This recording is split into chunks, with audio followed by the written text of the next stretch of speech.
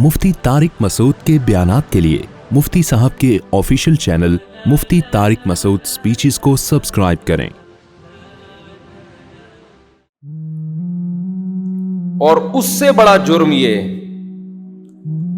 कि हमारे मुल्क में ऐसे लोग जो इन मिस्कीनों के नाम को कैश कराकर अपना पेट भरें, ऐसे हराम खोरों की भी कमी नहीं है।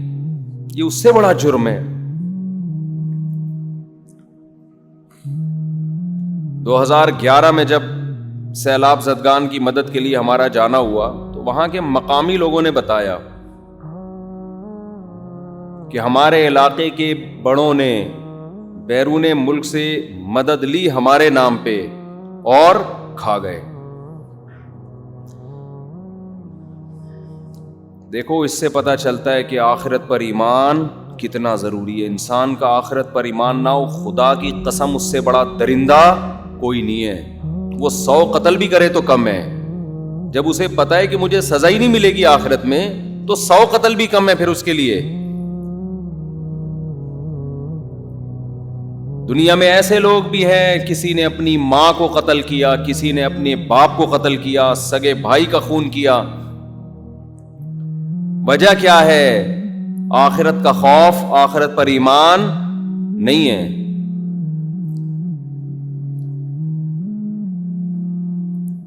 ये जो मैं बयान में बार बार अल्लाह का वजूद, आखिरत, लोग कहते हैं आप एक ही मजमून को रिपीट करते हो। मसला यही है, अफराअयता मन इत्तखज़ इलाहहु हवाहु। अल्लाह कहते हैं क्या उस शख्स को देखा तुमने जिसने खुदा को छोड़कर अपनी ख्वाहिशात को अपना खुदा बना लिया है।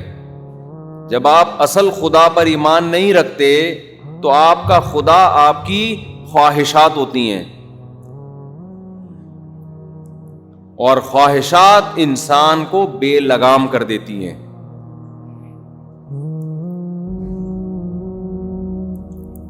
ये तो उन लोगों के हालात हैं जो सैलाब से मुतासिर हैं। आपको अपनी सोसाइटी में, आपके अपने रिश्तेदारों में ऐसे मिस्कीन गरीब नजर आएंगे। एक भाई करोड़ों रुपए छाप रहा है, अपनी दौलत को छुपाता फिर रहा है कि कहीं ऐसा ना हो कि मेरा ये दूसरा भूखा भाई मुझसे पैसे मांग ले। ये तो आपको अपनी सोसाइटी में नजर आएगा ये मंजर। तो एक जुर्म तो ये कि इस तबाही के लिए इंतजाम नहीं किया गया। उससे बड़ा जुर्म इन मिस्कीनों और गरीबों को कैश करा के अपना पेट भरा जा रहा है। ये जुल्म करने वाले पास ट्रस्ट भी हैं। हमारे यहां ट्रस्ट को, बाज रिफाही इदारों को रजिस्टर्ड इसलिए किया जाता है कि ब्लैक मनी को वाइट कराया जा सके। कितना बड़ा जुर्म है यार, आप गरीबों और मिस्कीनों के नाम पे आप लेबल लगा रहे हो उनकी मदद का, और आपके मफादात और आपके मकासद कुछ और हैं। हमने तो बाज डाकू ऐसे सुने हैं कि वो गरीब की गुर्बत को देखकर उसको छोड़ देते हैं।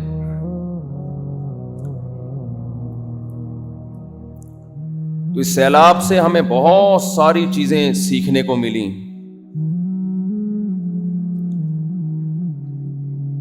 कितने लोग हैं झूठ बोल बोल के जहां कोई सैलाब आता है ना, तो गमज़दा होने के बजाय खुश हो जाते हैं। क्यों? उनको नोट छापने का एक बेहतरीन मौका मिल गया। मैं अक्सर एक बात आपसे कहता हूं कि इस हमारे कंट्री में पैसा कमाने का सबसे बेहतरीन जरिया यह है कि 4 दीवारी खड़ी करके कुछ यतीम बच्चे लाके डाल दो, बस नोट छापो।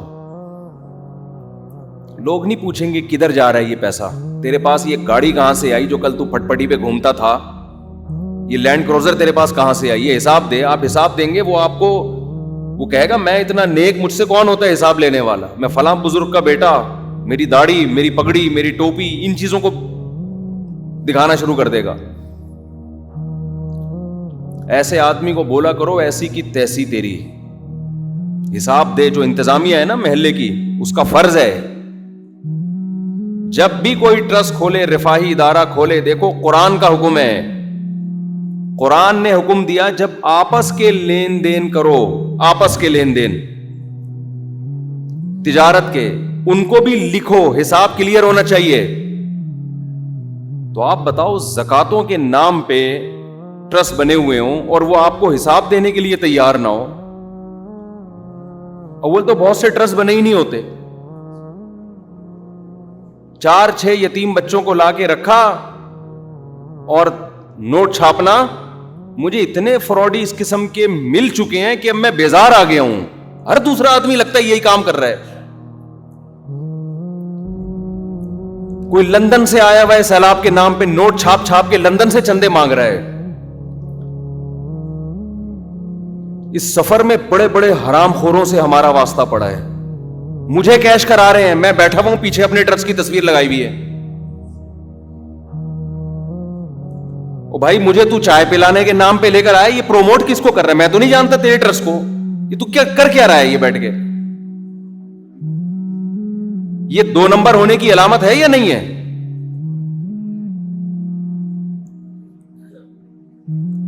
ایک آدمی مشہور ہو جائے، ایک یہ اللہ کی نعمت بھی ہے لیکن ایک آزمائش بھی ہے. ہر آدمی اپنا منجن ہمارے ذریعے سے بیچ رہا ہے یار.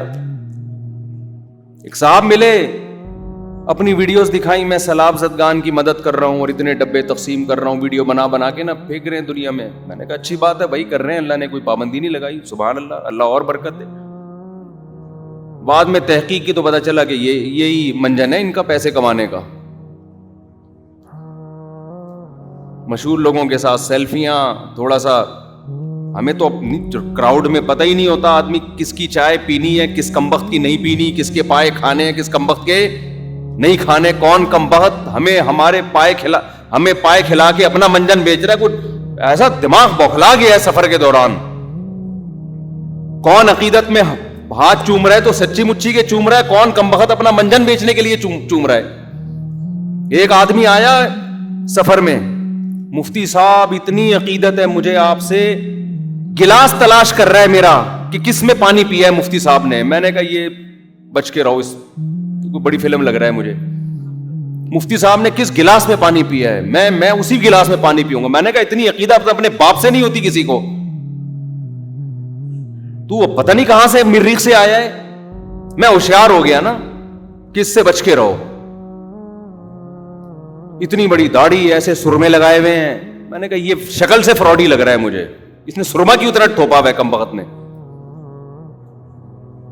تیری شادی ہو رہی ہے جو تو سرمے لگا کے آیا یہاں پہ؟ اتنی بڑی داڑھی ماشاءاللہ، اور آنکھوں میں بڑے بڑے سرموں کے ڈورے. اور بیٹھ گیا کہ جناب میں ابھی زیادہ بتاؤں گا سمجھ جائے گا میری بات ہو رہی ہے. پھر ایک نئی ٹینشن کھڑی ہوگی. میں یوں کرتا ہوں اور میں نے ابھی کیا بتاؤں، وہ سمجھ جائے گا. بے غیرت آدمی دبا کے منجن بکوایا.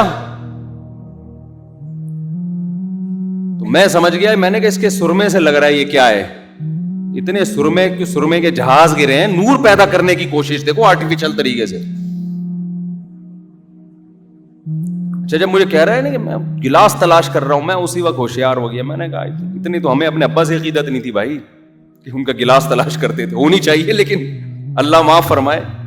اور عقیدت کا یہ کون سا طریقہ ہے؟ بس ٹھیک ہے اتنی بھی چلتی ہے کہ جھوٹا ہے تو بعض لوگ عقیدت میں پی لیتے ہیں، اتنا کافی ہے. جہاں ملک میں کوئی ڈیزاسٹر آیا، کوئی سیلاب آیا، اس قسم کے منجن مارکیٹ میں آنا شروع. لندن سے چندے ہو رہے ہیں، امریکہ سے چندے ہو رہے ہیں، ویڈیو بنا بنا کے بھیجیں. اس میں لندن والوں کو، امریکہ والوں کو بیچاروں کو کیا پتا یہ کمبخت سیلاب سے پریشان نہیں ہے، یہ خوش ہے. یہ 6 ڈبے یہاں بانٹے گا اور باقی کیا کرے گا؟ یہ پیسہ کمائے گا. کون دیکھ رہا ہے کھڑے ہو کر؟ میں اس نتیجے پہ پہنچا ہوں جب تک کوئی ریلائبل ٹرسٹ نہ ہو، اس کا آڈٹ کا مضبوط نظام نہ ہو، اور آپ نے خود جا کے نہ دیکھا ہو ہرگز کسی کے ساتھ تعاون کرنے کی ضرورت نہیں ہے. ایسے پیسہ پھینکنے کے بجائے بہتر ہے خود کھا لو. الحمدللہ بہت سے ٹرسٹ ایماندار بھی ہیں, یہ نہیں ہے کہ سارے غلط ہو گئے, یہ مطلب نہیں ہے. رفاہی ادارے الحمدللہ بہت سے ایسے ہیں جو پراپر وے میں کام کر رہے ہیں, بہت سے لوگ نیک بھی ہیں الحمدللہ, لیکن نیک اور اچھے لوگ کم ہیں, اس فیلڈ میں فراڈی لوگ زیادہ ہیں. اور یہ مطلب بھی نہیں ہے کہ داڑھی والے فراڈی ہوتے ہیں. بعض فراڈی داڑھی رکھ لیتے ہیں, سرمے لگا لیتے ہیں. اب کیسا نا کوئی سرما لگا کے بیٹھا ہو تو آپ اس کو بولے مفتی صاحب نے بولا تھا یہ یقیناً شکل سے فراڈی ہے, سرما لگا کے بیٹھا ہے.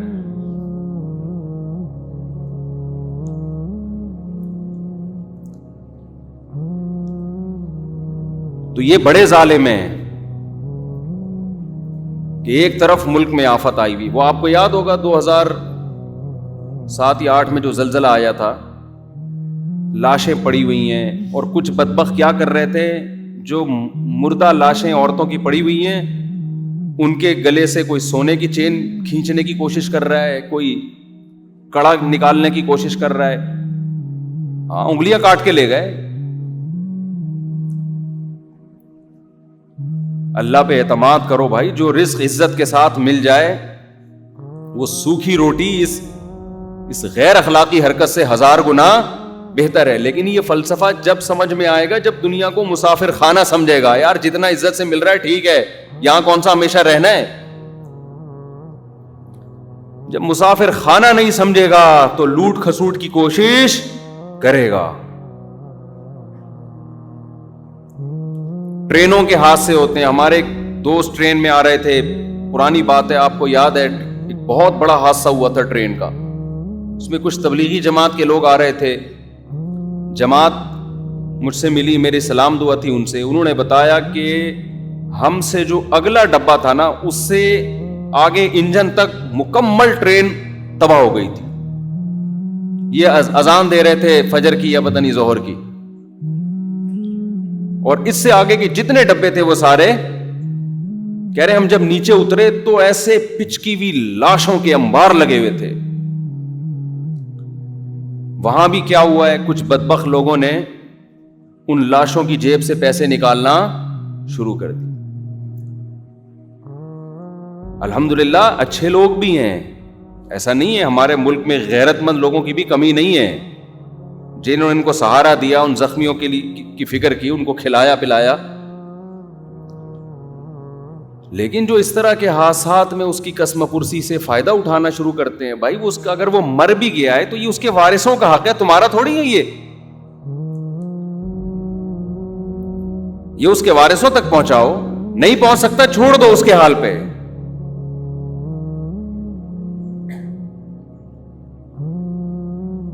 وَلَا تَحْسَبَنَّ اللَّهَ غَافِلًا عَمَّا يَعْمَلُ الظَّالِمُونَ. اللہ کہتے ہیں غافل, اللہ کو غافل مت سمجھو جو کچھ ظالم کر رہا ہے. اللہ پوچھے گا, اللہ نہیں چھوڑے گا.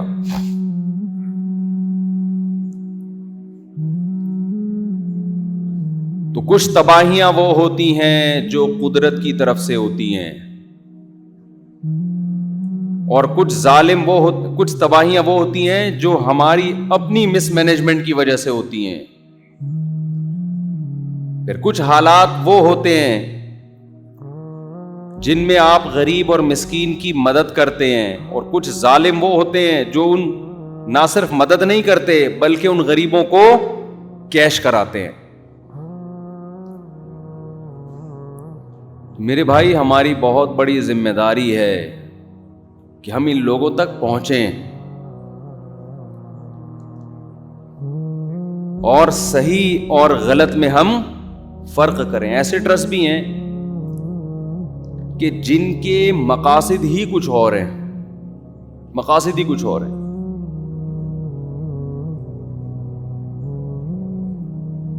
اسلام آباد یونیورسٹی کے ایک پروفیسر تھے, انہوں نے بتایا کہ وزیرستان میں ایک واقعہ ہوا نا کہ ایک لڑکی کو فیصلہ کیا گیا اس نے زنا کیا ہے تو ہم پتھروں سے مار کے اس کو ہلاک کریں گے, رجم کریں گے.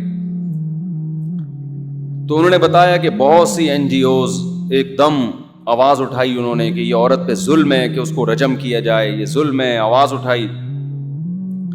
کہہ رہے ہیں علاقے کے علماء کی عدالت میں کیس چلا جو جرگے بیٹھتے ہیں, تو انہوں نے یہ فیصلہ کیا علاقے کے علماء نے کہ اس عورت پر جو گواہی ہے وہ مکمل نہیں ہے, شرعی لحاظ سے اس کی سزا بنتی نہیں, اور سزا معاف کر دی. این جی اوز کو خوش ہونا چاہیے تھا کہ بھائی ہمارا مقصد حاصل ہو گیا, ایک عورت آزاد ہو گئی. تو پروفیسر بتا رہے تھے خوش ہونے کے بجائے ان کے سب کے چہروں پر پریشانی اور ٹینشن کے آثار. یہ کیا ہو گیا, کیا مطلب کہ اب ہمارا منجن, یہ منجن کا لفظ بڑا مزیدار ہے, اس کو یاد کر لیں. جب بھی کوئی ایسا کر رہا ہوں بولو منجن بیچ رہا ہے. اب تو میں ایسا ہو تو کوئی ملنے آ رہا ہوتا ہے منجن بیچنے آ رہا ہے, یہ ہمیں چال سے اندازہ ہو. کچھ تو زیادہ تر تو الحمدللہ عقیدت میں ہی ملتے ہیں, کوئی بدگمان. یہ مطلب نہیں کہ جو بھی ملنے آ رہا ہو تو میں بدگمان ہوں کہ منجن پہ, اس بیچارے کو ہم سے کیا واسطہ. وہ عقیدت محبت میں ایک آدمی مل رہا ہے, ہم تو اس لائق نہیں ہے کہ لوگ ہم سے عقیدت کریں. وہ بیچارہ کر رہا ہے, وہ اس کا اپنا ایمان ہے. لیکن منجن بھی الحمدللہ بکتا. یہ لفظ یاد رکھ لیں کہ منجن بیچ رہا ہے. آ جائیں گے آپ کے پاس بڑی بڑی داڑھیوں میں, یتیم خانہ کھولا ہوا ہے فلانا. اب جا کے تحقیق کرو یار کہ اتنا نیک کہ یتیموں کا اتنا خیال اس کو. اور ایسے لوگوں میں بہت سو نے اپنی بہنوں کی وراثتیں کھائی ہوئی ہوتی ہیں, اپنے یتیم بھائی کا مال کھایا ہوا ہوتا ہے. تجھے اپنے گھر کے یتیم کی فکر نہیں ہے, تو محلے کے یتیم تو نے لے کے پالے ہوئے ہیں. تو قرآن کہتا ہے کہ آپس کے لین دین کو صاف رکھو, آپس کے لین دین کو. یہ زکوٰۃ صدقے فطر اس میں بدگمانی سے بچانا ضروری ہے, خوب سمجھ لیں. دیکھو نبی صلی اللہ علیہ وسلم ایک خاتون کے ساتھ تنہائی میں کھڑے ہوئے, کسی صحابی نے دیکھ لیا, آپ نے ان صحابی کو بلا کے فرمایا کہ یہ میری زوجہ ہیں, ایسا نہ ہو تمہارے دل میں میرے بارے میں خیال پیدا ہو جائے. انہوں نے عرض کیا یا رسول اللہ آپ کے بارے میں کون بدگمان ہو سکتا ہے. نبی نے فرمایا یہ تمہارے ایمان کا مسئلہ تھا, اگر ذرا سی بدگمانی آ جاتی تمہارا ایمان ختم ہو جاتا. ہمارے پیغمبر نے تو یہ نہیں کہا کہ مجھ پہ کون ہوتا ہے کوئی شک کرے مجھ پہ. آج آپ کسی سے پوچھ لیں کہ حضرت یہ کیا ہو رہا ہے, یہ آپ سائیکل سے ایک دم لینڈ کروزر پہ کیسے آ گئے, اگر اس کا کوئی رفاہی ادارہ ہے نہیں ہے تو آپ کو کسی کے ذاتی معاملات سے کیا. میں یہ نہیں کہہ رہا کہ ساری دنیا جا کے پوچھے, جو علاقے کے لوگ ہیں یا انتظامیہ ہے اس کا تو فرض بنتا ہے نا پوچھے. ہمارے ایک استاذ ہر سال حج کرتے تھے, اور کسی مدرسے کے منتظم بھی تھے وہ. اب منتظم بھی ہے, ہر سال حج بھی کرے, تو بدگمانی ہوتی ہے کہ ایسا تو نہیں مدرسے کے چندوں سے بھائی لوگ حج کے لیے تھوڑی دیتے ہیں. اچھا یہ خوب سمجھ لو, مولوی کا شیطان بھی مولوی ہوتا ہے, یہ ہم نے علماء سے ہی سنا ہے. وہ اس کو نا ہیلے سکھاتا ہے. ایکچولی میں حج مدرسے کے چندے سے اس لیے کر رہا ہوں کہ میں جب حج پہ جاؤں گا تو مجھے روحانی قوت ملے گی. یہ سب مولویوں کی بات نہیں کر رہا, علماء سے بدگمان نہ ہو. کام میں پہلے میڈیا بہت علماء کے خلاف پروپیگنڈا کر رہا ہے. مولوی فراڈی نہیں ہوتے, فراڈی لوگ مولویوں کا روپ اختیار کر لیتے ہیں. ہم نے علماء کے ساتھ وقت گزارا ہے الحمدللہ. ہم نے علماء میں جتنا تقویٰ, للہیت اور سخاوت دیکھی ہے اتنی مجھے کسی اور میں نظر نہیں آئی, کم از کم میں نے تو نہیں دیکھی. لیکن اس کا یہ مطلب نہیں ہے کہ جو بھی داڑھی رکھ لے, جو بھی ٹوپی پہن لے بس وہ, یا کسی بزرگ کا بیٹا ہو. یہ بھی اتنا بھی لوگ دیکھتے ہیں حضرت جی کا بیٹا ہے. بھائی نوح علیہ السلام کا بیٹا تو کافر تھا, کسی کا بیٹا ہونے سے تھوڑی پتہ چلتا ہے. معاملات تو سب کے لیے, اصول تو سب کے لیے ایک جیسے ہیں. بیٹا ہوگا, باپ ہوگا, پھپھا ہوگا, چاچو ہوگا, یہ اس کا ہیڈک ہے, ہمارا ہیڈک نہیں ہے. وہ ایک امام صاحب جو تھے نا, وہ کیا کرتے تھے, وہ پیسوں کے معاملات میں بہت دو نمبری کر رہے تھے. تو ایک مقتدی نے بول دیا ان کو کہ بھئی آپ کیا کر رہے ہیں, اور زیادہ ڈیٹیل میں جاؤں گا تو پھر لوگ سمجھ جاتے ہیں کس کی بات ہو رہی ہے. میں بہت مبہم باتیں کر رہا ہوں. میرے کلپ ہر جگہ پہنچ رہے ہوتے ہیں. اپنے کسی ریلیٹو کے بارے میں کوئی بات کرتا ہوں, ان کا فون آ جاتا ہے, یار تم نے ہماری بات ممبر پہ بیٹھ کے کر دی. اب مجھے بہت ہی مبہم انداز میں بات کرنی پڑتی ہے. تو وہ انہوں نے کہہ دیا کہیں امام صاحب سے کہ حضرت یہ کیا ہے, تو امام صاحب جوش میں آ گئے, میں تیرے خلاف بددعائیں کروں گا. انہوں نے کہا حضرت الٹے ہاتھ سے نا رات کو آخری وقت میں اٹھ کے ذرا کر لیا کریں تاکہ ایک ہی دفعہ میں آپ کو تسلی ہو جائے. ٹھیک ہے نا. یہ منجن, وہ منجن تو انہوں نے نہیں کہا, یہ تو ابھی ایک لفظ ایجاد ہوا ہے. ویسے تو بہت پرانا ہے لیکن پروموٹ, جیسے انڈا موڑ دنیا میں پہلے کوئی نہیں جانتا تھا. میں دنیا میں جہاں بھی جا رہا ہوں لوگوں کو کراچی میں انڈا موڑ کا الحمدللہ, انڈا موڑ والوں کو چاہیے مجھے پیسے دیں اس کے. حقیقت ہے. کوئی بھی, میں خود نہیں جانتا تھا, کراچی میں اتنے سال سے رہ رہا تھا, مجھے نہیں پتا تھا انڈا موڑ کا. جب سے میں آیا ہوں الحمدللہ ساؤتھ افریقہ کیا تنزانیہ کے جنگلوں میں شیر اور چیتے کو بھی معلوم ہے کہ انڈا موڑ کہاں ہے. تو اتنی عزت الحمدللہ انڈا موڑ کو ملی ہے ہماری وجہ سے. تو انڈا موڑ والوں کا اتنا تو فرض بنتا ہے نا, پیسے نہ دیں عزت دے دیں. پیسے تو میں نے مذاق میں کہہ دیا. تو وہ امام صاحب کو انہوں نے کہا حضرت یہ جو اتنا چندہ آ رہا ہے, کوئی حساب, کوئی کہاں جا رہا ہے, کس کو کوئی رسیدیں, مسجد کے لیے آ رہا ہے نا. تو وہ غصے کہ آپ, میں بزرگ کا بیٹا, میں بزرگ, آپ مجھے ایسا کہہ رہے ہو, میں تمہارے خلاف بددعائیں کروں گا. تو یہ آدمی ذرا اسی طرح کہا کریں آپ کی, حضرت آپ ایک دفعہ بددعا کا جو ہے نا یہ اپنی ٹھڑک پوری کر لیں, آپ بیٹھ کے تسلی سے ایک دفعہ بددعا کر لیں تاکہ یہ دھمکیاں, تو ایسے ہی کہا کریں آپ. جب ظالم سے آپ محاسبہ کریں نا, اور ظالم ایموشنل بلیک میلنگ کی کوشش کرے, تو کوئی, جیسے عاملوں کے بارے میں بھی یہ کہتا ہوں نا, عامل کہتا ہے میں تیرے اوپر اتنے جنات بھیج دوں گا, تو یہ اور یہ, تو بولے یار تو ایسا کر ایک دفعہ بھیج دے. صحیح ہے.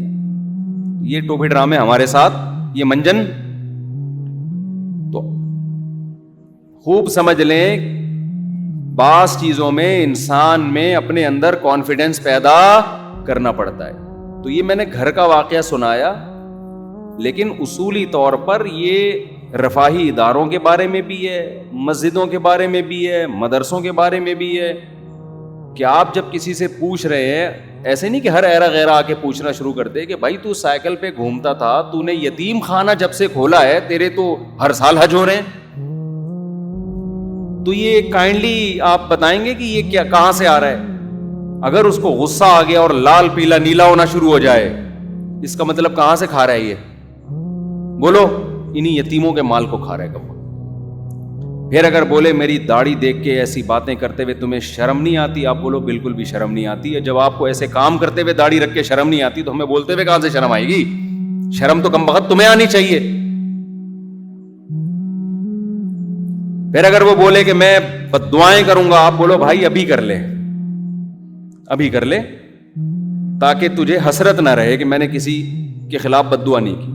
تو وہ مشہور مقولہ ہے نا کہ کوے کی بددعاؤں سے اگر بیل مرنے لگیں تو کوئی بیل دنیا میں زندہ رہے گا؟ بتاؤ, کووں کے کھانے کا بھرپور انتظام کب ہوتا ہے؟ جب کوئی بھینس یا بیل مر جاتی ہے. 6 مہینے تک کووں کا پیٹ بھرتا ہے. ہر کوے کی خواہش ہے کہ جتنے بیل اور بھینسیں ہیں سب مر جائیں.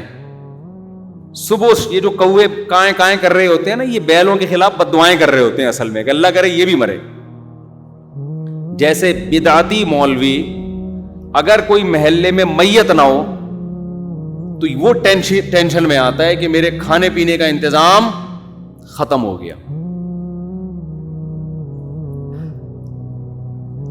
ایسا ہوتا ہے نا کوئی گھر, اب تو یہاں شہروں میں کم ہو گیا, گاؤں دیہاتوں میں بہت ہوتا ہے کہ ایک آدمی کے گھر میں میت ہو گئی تو وہاں کوئی بدعتی مولوی تھا, اس کے مزے لگ گئے, ایصال ثواب کے نام پہ بریانیاں بھوڑے جا رہا ہے, کھانا کھائے جا رہا ہے. بعض لوگ غریب ہوتے ہیں لیکن اللہ نے ان میں غیرت بڑی رکھی ہے. مجھے ایسے لوگ یاد رہ جاتے ہیں. میں جب یہاں آیا امامت کے لیے کئی سال پہلے, تو لوگ عقیدت محبت میں علماء کی دعوت کرتے ہیں, ان کی اپنی عقیدت, ان کی اپنی محبت, ان کو ہم ملامت نہیں کرتے. ان کے ایمان کا تقاضا یہی ہے کہ وہ علماء کی دعوت کریں. ہماری مصروفیات کا تقاضا یہ ہے کہ یہ نہیں کہ جو بھی بلا رہا ہے بس گھر کا کھانا ہی چھوڑ دے آدمی. کسی نے کہا نا کہ میں بدعتی مولوی کی ایک نشانی میں بتاتا ہوں, وہ مرتے دم تک اپنے گھر سے کچھ کھایا نہیں کرتے. تو اب میری دعوتیں شروع ہو گئیں. میرے ساتھ ایک پٹھان تھا باجوڑ کا تھا, یا پتہ نہیں دیر بنیر کا, مجھے یاد نہیں. وہ بیچارہ گنے کا رس لگاتا تھا ادھر صدر میں گنے کا رس بیچتا تھا وہ, اور گردوں کا مریض تھا, بہت غریب. ایسے غریب کو اگر فری میں آفر آئے وہ تو خوش ہوگا نا, اب میری جب 2-3 دعوتیں ہوئی تو میں اس کو بھی لے گیا ساتھ میں. شروع میں ہمیں تجربہ نہیں تھا کہ دعوت کا انکار کیسے کیا جاتا ہے نا. اب لوگ زبردستی لے جاتے ہیں, چل بھائی اب منع کریں گے. تو اب اللہ کا شکر ہے پتہ ہے کہ کیسے انکار کرنا ہے نا.